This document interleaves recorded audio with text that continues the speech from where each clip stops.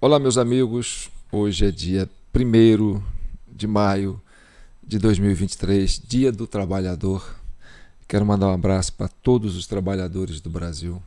É um dia característico para a esquerda, porque trabalhador tem a ver com a mão de obra, né? O esforço de cada um.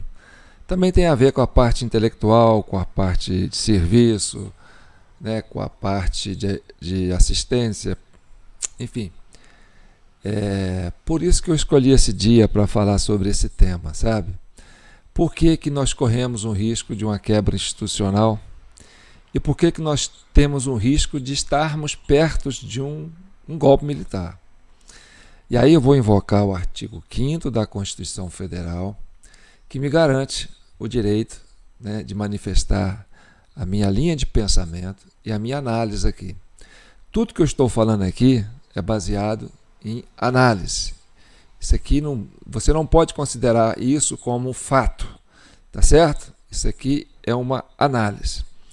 Então, baseado nisso, eu queria dizer para vocês o seguinte, sabe? Eu nunca estudei física quântica, eu nunca vi falar disso, mas eu não sei se isso tem a ver, sabe?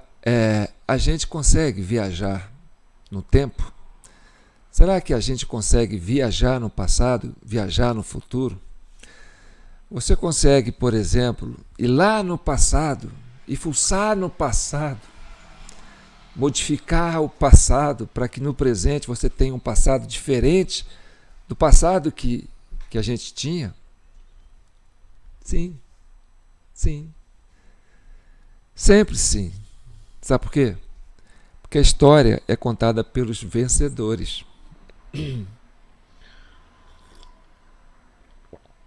Então, quando você vai lá no passado e fuça e muda as informações que você construiu lá no passado, quer dizer, você viajou para o passado, você fez uma viagem no tempo. Eu lembro quando eu era guri, eu gostava muito de assistir Viagem no Túnel do Tempo, era muito bacana. Só que eles não conseguiam interferir nos fatos, mas você pode interferir nas interpretações dos fatos. Agora, é possível você viajar para o futuro e você alterar o futuro? Aí você pensa comigo, é possível? Sim, é possível. Por isso que é bom você entender o passado e vir na medida que ele vai se modificando para entender o futuro. E essa interferência nossa aqui, nesse instante, no presente, a gente pode alterar o futuro. O futuro que eu vejo é um futuro de um golpe militar, né, duro, né, e que quem está flertando com esse golpe militar, na verdade, não é os patriotas, não são os patriotas, não são os bolsonaristas. Quem está flertando com esse golpe militar é a esquerda. E eu digo isso, sabe por quê?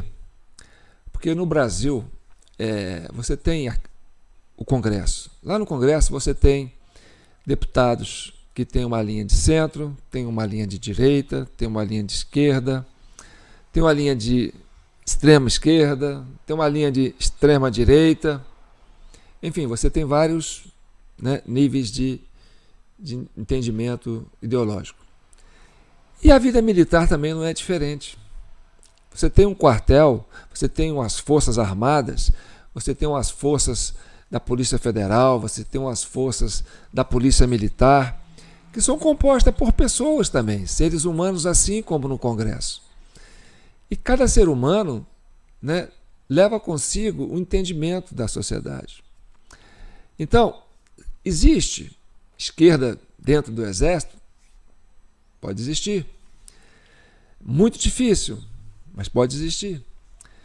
E o que é esquerda? Esquerda é a mão que não resolve, é a mão fraca, né? Quem é destro sabe que a esquerda sempre vai ser auxiliar da mão direita. Quem tem a força? A mão direita. Então, ser direita é ser o detentor da força. Essa é a minha visão. Então, partindo disso, existe dentro das Forças Armadas a inclinação para a direita. E existe também uma inclinação para a extrema-direita, mas existe também uma inclinação para a ultradireita. Então, aí vamos separar essas três frentes. A direita, até a extrema-direita, é feita por um segmento de militares que tem um princípio legalista, sabe? Um princípio constitucional, que gosta de agir dentro das quatro linhas, sabe?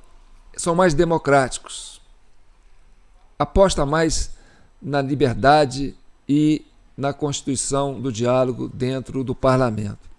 Mas você tem uma direita dentro das Forças Armadas, que aí é a ultradireita, que acha que não dá para dialogar com a esquerda, que acha que tem que passar o trator.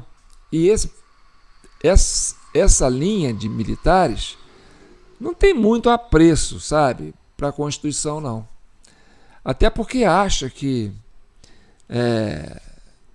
a esquerda não respeita a Constituição. Então, tipo assim, não há diálogo.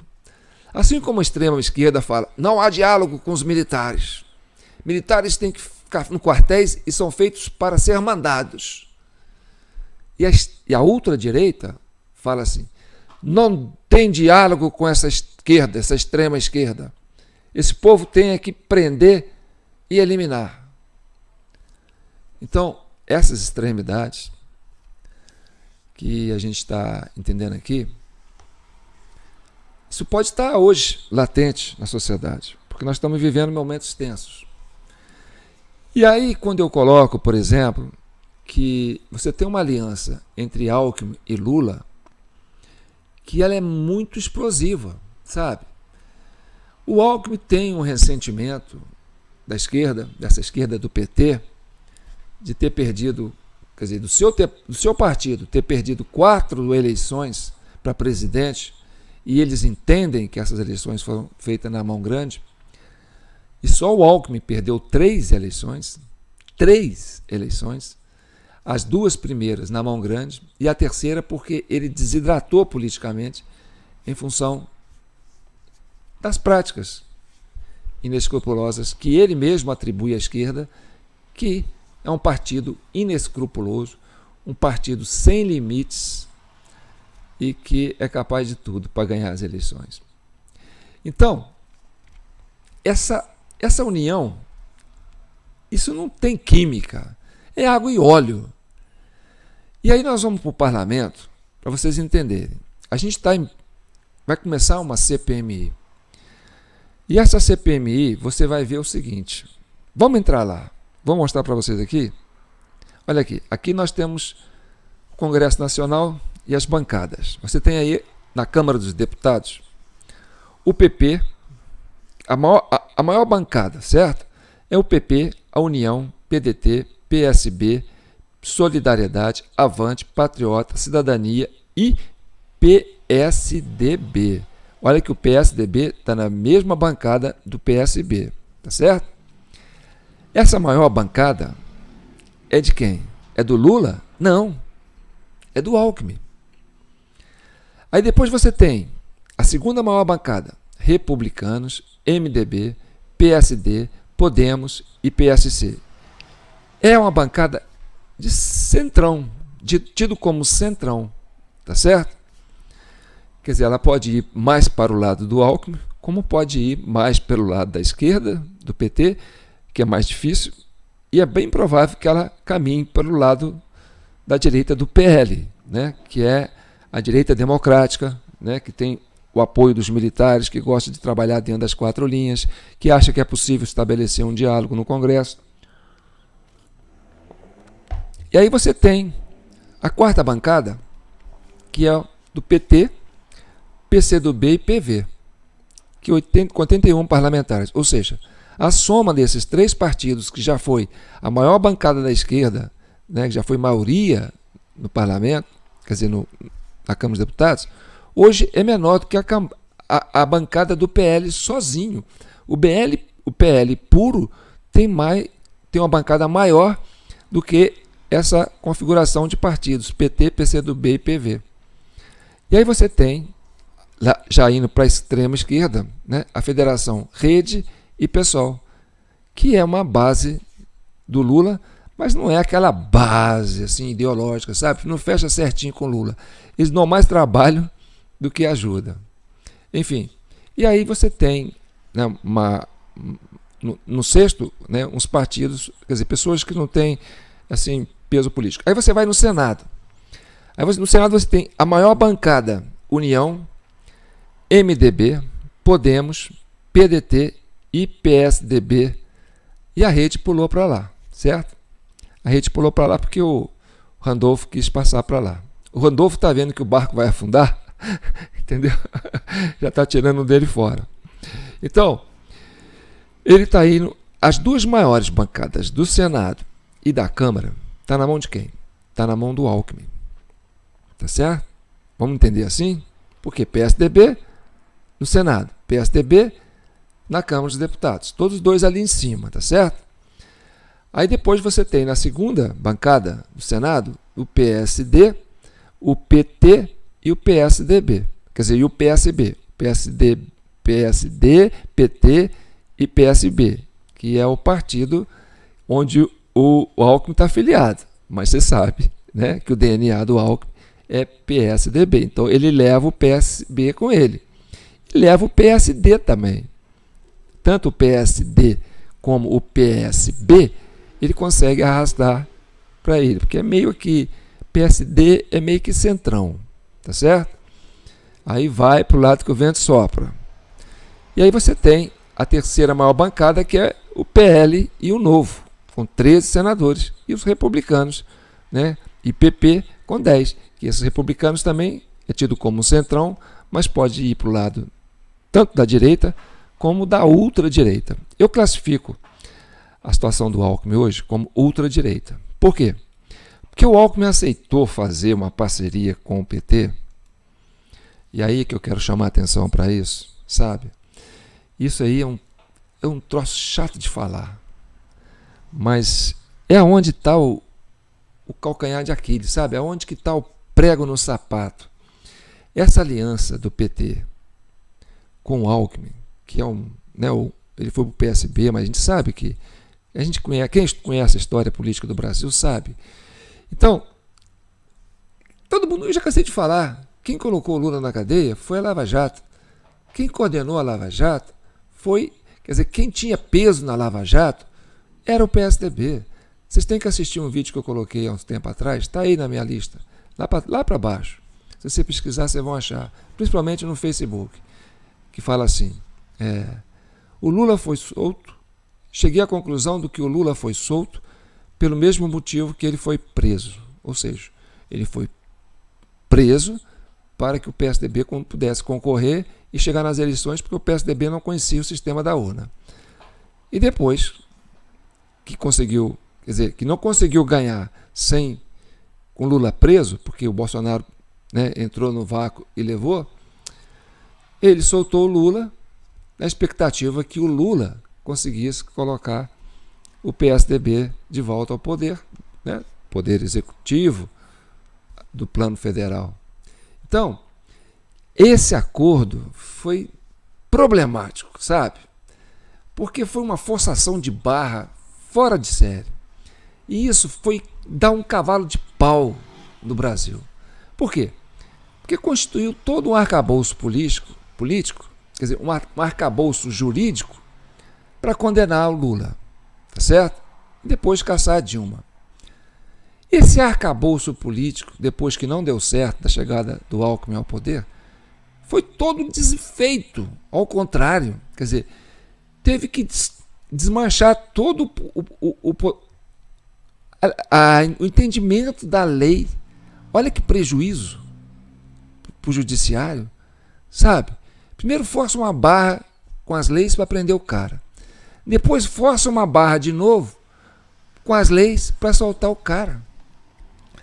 E aí você tem uma quebra institucional dentro do aparato jurídico. Isso é muito sério, porque se você não tem a lei, se o texto da lei não é forte, você vive na barbárie. E aí, eu digo isso com maior clareza e te dou um exemplo bem prático. Hoje, nós temos a OAB, que é a Ordem, né, dos Advogados do Brasil, e temos a OCAB, eu não sei, que é a Ordem dos Advogados, OACB, que é a Ordem dos Advogados Conservadores do Brasil. Ou seja, se você tem duas ordens de advogados, é porque nós temos duas cabeças pensando na mesma lei. Ou seja, a lei passou a ser interpretada duas vezes. Olha que prejuízo, tá certo? Olha que prejuízo para o sistema judiciário. A gente tem que ter duas ordens de advogados nesse país, que é uma coisa assim. Pô, se a lei é a lei, se o texto da lei é a que está ali, tem que ser o que está ali. Mas aí a OAB, que tomou partido, passou a ser uma entidade partidária, começou a enfraquecer o texto da lei. Deu mais força para a interpretação do que para o texto. E aí criou esse imbróglio todo. Aí os advogados conservadores que falam, não, nós temos que viver no império da lei. Não é interpretação, é a lei. Então, a lei não é a cabeça do juiz. A lei é o texto constitucional, aprovado pelo Congresso. Tem que seguir a lei, não a cabeça do juiz. E isso enfraqueceu o sistema judiciário. Isso torna a sociedade mais frágil. Por quê? Porque se você não tem regras claras, uma coisa assim é assim, depois é assado, entendeu? E aí você tem, né, a diferença de tratamento. Você vê que para um determinado linha ideológica, a lei é mais dura. Para outra linha ideológica, a lei é branda demais. Então, o que quer dizer isso? É o enfraquecimento do império da lei. E aí, quando você sai do regramento jurídico e você tem que viver em sociedade, você começa a criar uma crise institucional. E essa crise institucional leva a conflitos. Então nós estamos entrando agora no embate dentro do Congresso, onde o governo vai tentar impor uma narrativa de que o 8 de dezembro foi criação dos patriotas, dos bolsonaristas, né, da turma dessa direita que eles falam, extrema direita. E a oposição vai sustentar a tese que tudo isso foi uma armação, olha só que complicado, uma armação que envolveu a imprensa, a grande imprensa, que envolveu núcleo do governo e que envolveu parte do judiciário, da parte superior lá do judiciário, e envolveu parte das forças policiais. Olha o tamanho do problema. A oposição vai defender essa tese. E o governo vai defender a tese que os patriotas criaram uma tentativa de um golpe de Estado, tomar o Estado à força, o governo à força, dentro dos três poderes, numa segunda-feira, com a tiazinha do Zap. E isso, meu filho, está complicado. E aí eu vejo a movimentação do vice-presidente, porque, como eu disse aqui, o PT está enfraquecido, ele está isolado, tá certo? E essas duas bancadas aqui de cima, a 1 e a 2, não têm nenhum interesse e nenhuma identificação ideológica com PT, PCdoB e PV. Concordam? que é a quarta bancada, muito menos com a quinta, Federação Rede Pessoal. Então, a primeira bancada, que está dando sustentação para o vice, só que o vice não tem voto. O vice não chegaria lá se não fosse essa armação, né, com essa aliança esquisita, que tem que tirar um cara da cadeia para virar presidente. Então, essa forçação de barra só se deu por quê? Porque o Alckmin não conhecia o esquema eleitoral do PT, e o PT conhecia.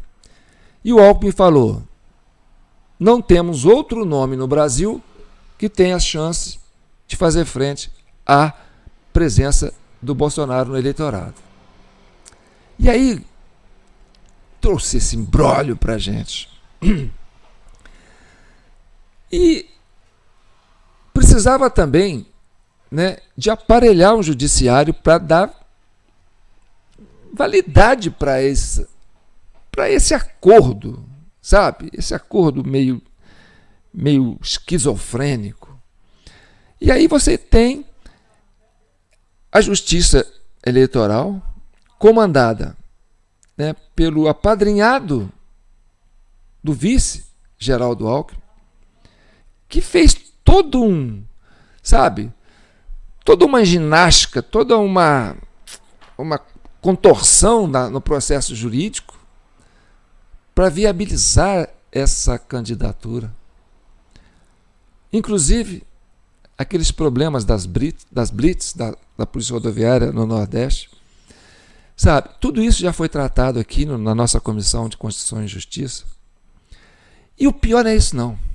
O pior é que, recentemente, o Alexandre de Moraes, ministro do TSE, ele quase que foi obrigado a reconhecer publicamente que o processo eleitoral é falho.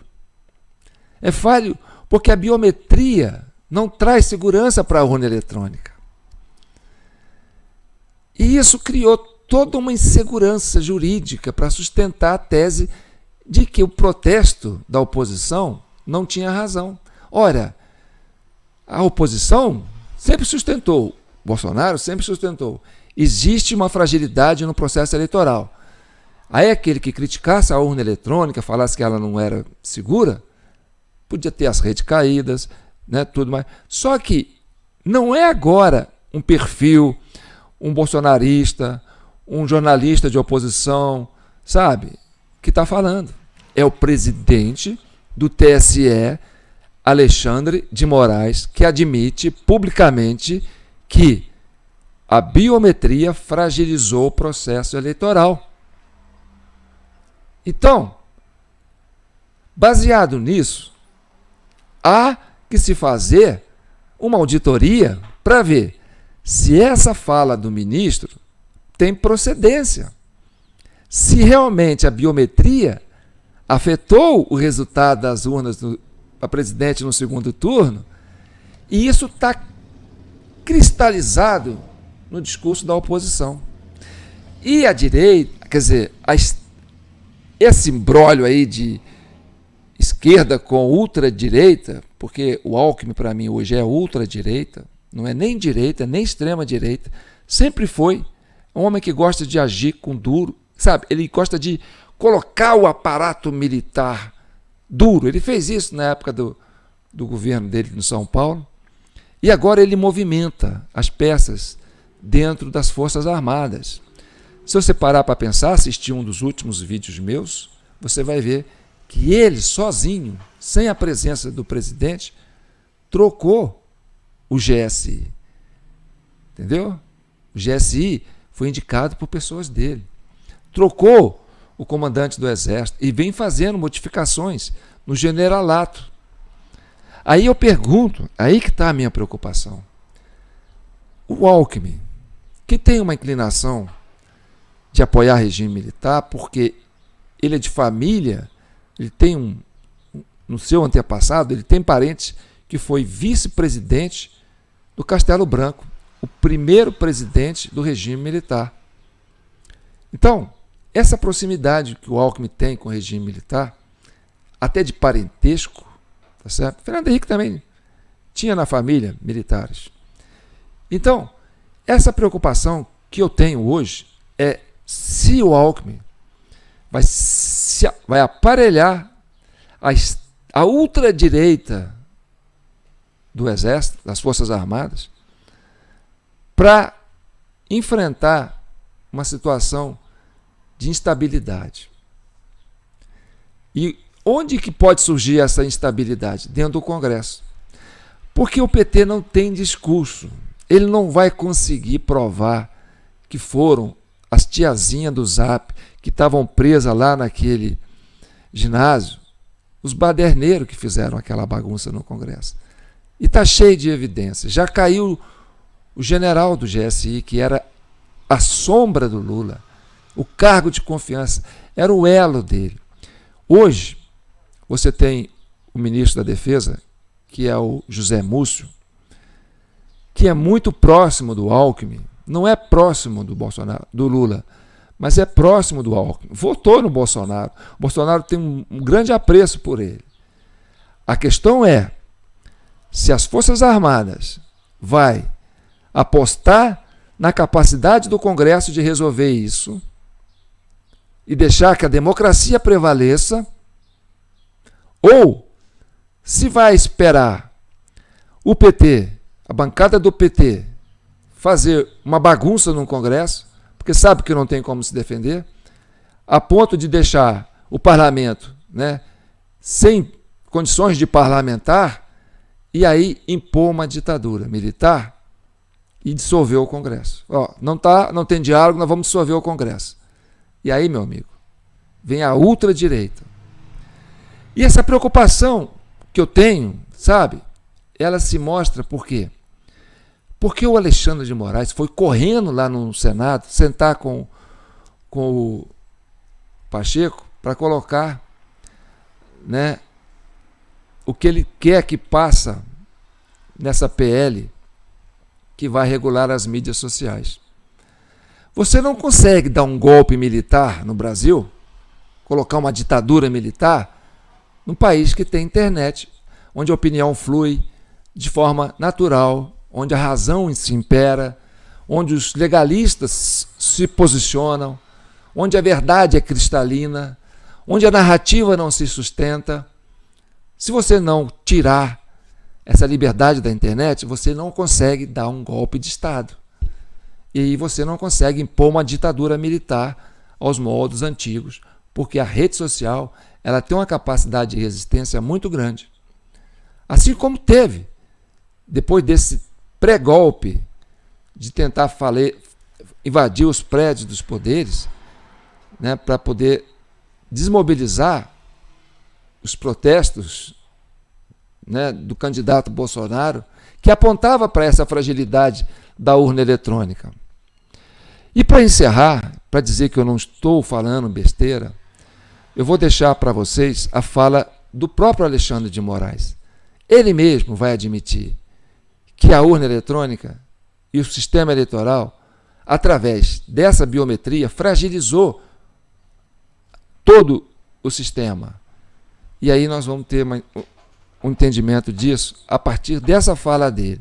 Ou seja, como o PT vai dizer lá na bancada, na hora de discutir a CPMI, que a direita queria dar um golpe de Estado? Não, a direita queria contestar o resultado das eleições baseado na fragilidade da urna eletrônica em função da biometria que não serviu, que não foi precisa, que não atendeu à expectativa do eleitor, que ofereceu o aspecto do mesário poder usar sua digital para abrir a urna para qualquer eleitor votar, inclusive o próprio mesário, e que isso fragilizou o sistema. E isso, quem vai dizer, é o próprio presidente do TSE. Então, dizer que os protestos dos manifestantes que queriam que fosse revisto esse discurso, que a urna não era segura, entendeu? Não pode colocar. Não pode criticar quem estava protestando mais. Não pode criticar quem estava duvidando do processo eleitoral. Por quê? Porque o próprio presidente do TSE se mostrou, né, que a urna realmente oferece essa possibilidade de fraude através da pessoa, não da urna, mas da pessoa, que pode usar da má-fé para fazer isso acontecer. Então, não cabe mais lá dentro do Congresso, dentro dessa CPI, essa discussão de que a urna é segura e de que essas eleições é caso vencido. Não, não é. Então, a tentativa de montar esse golpe no dia 8 de janeiro foi para cortar esse discurso, para desmontar os acampamentos onde estavam as pessoas que manifestavam sobre este tema. Tanto que as pessoas que fizeram o estrago lá, que estão dentro dessas câmaras de monitoramento, né, dos prédios, não foi levado em consideração, porque ali você identificava quem quebrou. Mas não era isso que o governo queria. O governo queria ir lá na segunda-feira e pegar todo mundo do QG e tirar de lá, porque eu não quero que vocês contestem a urna eletrônica. Eu não quero que vocês falem nisso. Eu não quero que vocês pensem nisso. E é por isso que eu estou preocupado com essa PL. Porque essa PL é para calar esse assunto. Sabe? Colocar uma mordaça. Mas vamos lá. Então, enquanto a PL não aprova, vamos escutar a palavra do nosso ministro do Tribunal Superior Eleitoral, Vossa Excelência, o excelentíssimo senhor Alexandre de Moraes. Com todo o respeito, e olha, eu volto para encerrar daqui a pouco. A urna eletrônica veio exatamente acabar com essa corrupção que havia. E foi sendo aperfeiçoado. Biometria, que infelizmente só não pôde chegar a esse ano eleitoral 100% em virtude da pandemia. Mas porque 8,9 milhões de eleitores no primeiro turno não sabiam que a sua biometria estaria lá, porque não tinham feito a biometria no Tribunal Regional Eleitoral.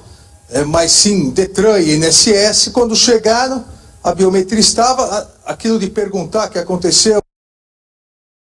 O que aconteceu? Qual é o rolo? Olha, o que eu estou entendendo que aconteceu é o seguinte: o TSE adotou o seguinte método: quem fez biometria chega lá na maquininha, bota o dedo e aparece os seus dados. Quem não fez a biometria, o TSE importou de outros órgãos as informações da sua digital. Só que isso não funcionou direito. O que os mesários informaram é o seguinte: mesmo não tendo feito a biometria, você tem que fazer 4 tentativas de colocar ali os seus dedos. Faz com um, faz com outro, faz com outro, faz com outro. A lógica, né? Não funcionou. Isso. O presidente da mesa autoriza você a votar.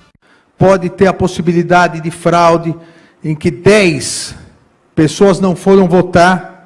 Se o mesário tiver de má-fé, ele pode autorizar e cadastrar o voto. Só que isso não é problema da urna eletrônica, isso é problema da pessoa. Isso vale com o voto escrito, com o voto eletrônico. Quem atuou no interior, vale para a capital também. Eu fui promotor eleitoral em Aguaí, é uma cidade perto, chegando em Minas Gerais, perto de Poços de Caldas. No ginásio, você tinha que ficar de olho, porque o mesário, o fiscal, pegava o biquinho de caneta, colocava aqui no punho, se não olhasse, dava um risquinho, porque daí com 2 votos, em 2 candidatos para prefeito, se anulava o voto. Tinha gente que comia voto. E a crítica é sempre boa, desde que venha com fundamentos.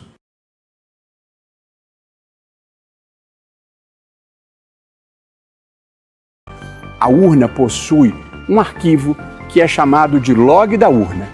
Ele é igual à caixa preta de um avião, ou seja, registra todas as operações realizadas na urna.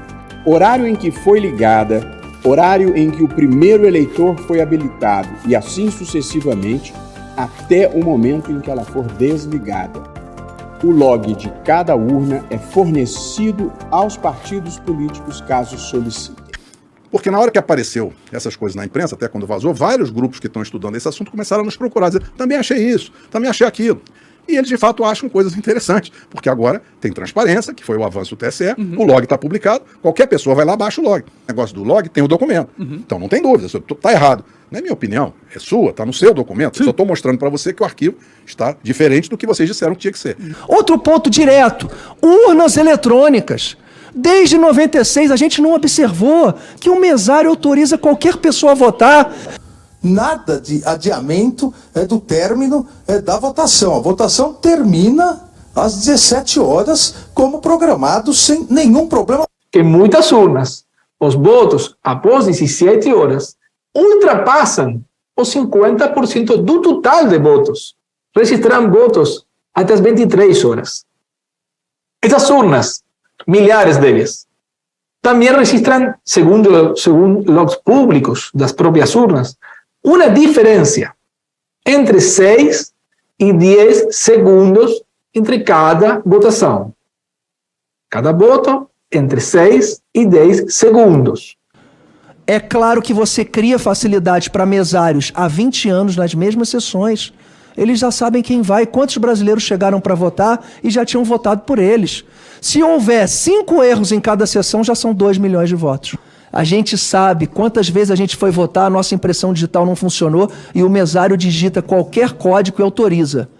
Agora eu vou trabalhar como advogado do diabo. Você pode ser um mesário, eu um mesário. 15 segundos. Uma outra pessoa fica lá no caixa entre 4h30 e 5 horas. É o mesmo mesário há 20 anos. Ele sabe quem não vai votar. O cara faz 50, 60, 70 votos. Um erro. Por que o cara não diz, não, de fato, vocês pegaram um erro, vocês têm razão, vamos sentar junto e vamos conversar. Para mim, essa seria uma reação madura. Sim. Mas isso não aconteceu. É muita ingenuidade o nosso sistema eleitoral. A gente tem que ser técnico, a gente tem que ser meio japonês nesse ponto. A gente tem que ir no erro. Pá! Vamos parar de lamentar. Quem tem a função de defender o Estado democrático de direito, a Constituição, em última análise, é o Poder Judiciário.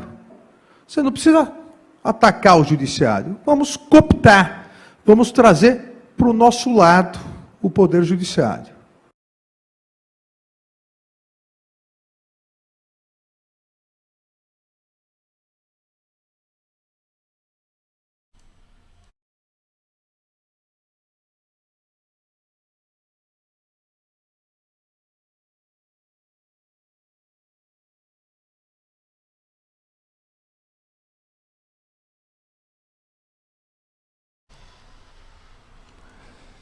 Então quero dizer aqui que eu estou fazendo esse vídeo baseado na minha interpretação, estou baseado no artigo 5º da Constituição Federal, que garante o meu direito de fazer análise da conjuntura política e trazer isso para vocês.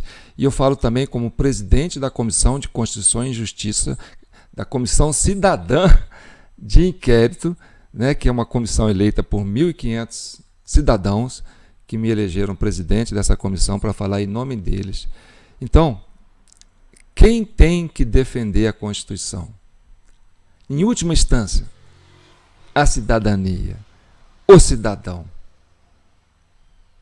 Porque todos que estão lá são funcionários nossos. Estão lá para nos representar, não para fazer a vontade deles, para fazer a vontade da Constituição. E a gente sabe como é que tem que ser interpretada essa Constituição. Gente, eu estou com o meu Pix aí para vocês, ó, na primeira linha barra branca aí, jpnoticias@gmail.com. Eu espero que vocês entendam, né, essa minha preocupação, porque o que acontece é isso, né? O PT está flertando com a ultradireita. E se o Alckmin quiser impor goela abaixo essa situação, fala, não, já perdi 3 eleições, perdemos 4, agora eu não vou perder essa não. Aí vim para o racha, nós vamos ter um golpe de Estado. E esse golpe de Estado não é aquilo que a gente queria. Ninguém queria golpe de Estado. Ninguém queria uma ditadura militar. Muito menos os apoiadores do Bolsonaro. Porque Bolsonaro foi presidente durante 4 anos, foi democrata, juntou dentro das 4 linhas. O que ele queria, na verdade, era que fosse respeitado o resultado de uma urna que fosse legítima, segura e soberana, que a vontade do povo fosse expressada ali de forma garantida. E como isso ficou, né, suspenso, com a própria fala do ministro da Justiça, do ministro do TSE, que diz que o problema pode estar na pessoa e não na urna, então, quer dizer, essa discussão não pode parar agora. E se você colocar essa PL e aprovar, é para tirar essa discussão da internet e para não deixar ninguém discutir. E aí nós vamos ter um governo imposto goela abaixo. E aí vai vir martelada na cabeça de quem questionar. Tá certo? E nós temos que ser um país livre, um país democrático. O Brasil é a maior potência da América do Sul. É a locomotiva da América Latina. Eu aposto tanto nesse país. Quem assistiu o vídeo que eu postei no dia 6, eu consegui viajar no passado. E eu anunciei, eu vi lá no passado o que ia acontecer no dia 8. No dia 6 eu comentei. De manhã eu fiz um vídeo, um comentário, mostrando o que ia acontecer. No dia 8 eu fiz esse comentário. Se você for lá, você vai ver. E no dia 9 eu falei que aqui não era os Estados Unidos. Aqui não é, Brasília não é Capitólio. E o Brasil não é Estados Unidos. Bem, enfim, já são 40 minutos, todo mundo fala que eu faço vídeo grande. Então, isso vale para todos os deputados e senadores. Sabe? Não flertem com a ultradireita. Sabe? Não é bom para ninguém. Não é bom para ninguém. Ninguém quer um regime militar. A gente não quer voltar para isso. E olha, o PT faz qualquer barulhinho, entendeu? Dá um pum e põe a culpa no outro. Entendeu? Fez a merda do dia 8 e pôs a culpa no Bolsonaro. Agora vem essa merda das escolas e põe a culpa na rede social. Entendeu? Para quê? Para poder entrar com essa PL, para poder calar a internet, para eles imporem uma ditadura aqui dentro. Essa é uma interpretação minha. Eu espero que vocês respeitem e entendam. Então, Congresso, por favor, salvem o Brasil de uma ditadura militar imposta por uma ultradireita da qual o PT está flertando e que tem possivelmente esteja na mão do vice-presidente. Isso é só uma interpretação, não é uma afirmação, tá certo? Eu vou deixar o debate aberto, porque quem garante que nós temos uma fluidez das informações é quando os comentários começam a aparecer. A gente ainda pode comentar. Um abraço, fique com Deus e parabéns pelo Dia do Trabalhador. Direto de São João del Rei, a capital brasileira da liberdade, Minas Gerais, um estado de espírito. Me despeço aqui, João Paulo, o camelô de São João del Rei.